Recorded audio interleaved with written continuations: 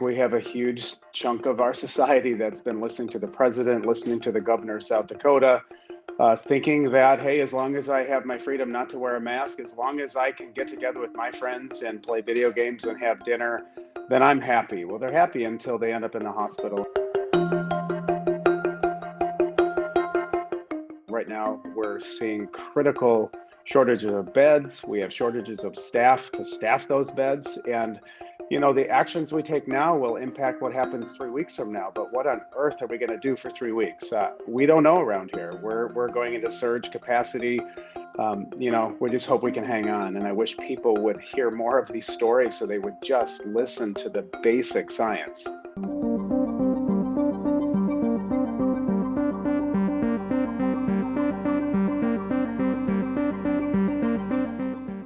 They have plans to increase rapid turnaround testing, which we desperately need.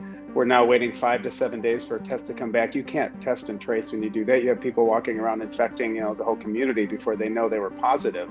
And if they want to be able to do this on day one or as close to day one as possible, they need to get in there. They need to see what's happening, and they need to be prepared to hit the ground running. It's the only hope that we have now, 64 days away from inauguration, and we need them to be ready. I've named a COVID-19 Transition Advisory Board, comprised of distinguished public health experts, to help our transition team translate the Biden-Harris COVID-19 plan into action, a blueprint that we can put in place as soon as Kamala and I are sworn in to office on January 20th, 2021. I've certainly had patients come into my emergency department who tested positive for COVID, and they didn't deny they had it, but when I asked them their behaviors, they said, oh yeah, I've been going out with friends. Oh yeah, I really don't wear a mask. I don't think they work. I've heard that they might make you more sick.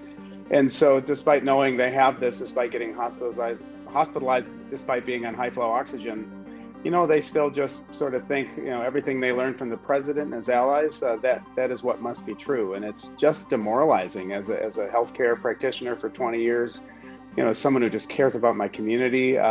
It's really demoralizing.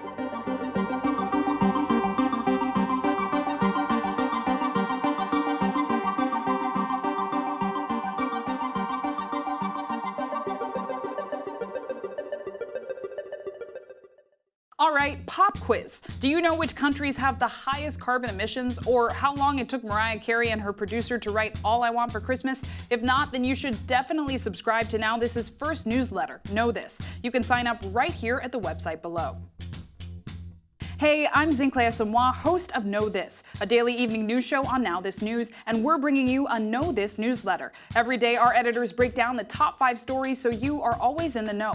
Each night, you can get the biggest breaking news, politics, culture, and entertainment stories straight to your inbox. Find out why stories trending online are generating so much buzz, and wind down your day with the stories that matter to you. What's more, Know This gives you a special edge, including the little-known facts from each story that you need to know. We'll give you context on why new policies and innovations matter, but don't worry, we keep it fun too. There are gifts, puns, and plenty of lighter stories to give you talking points at dinner tonight.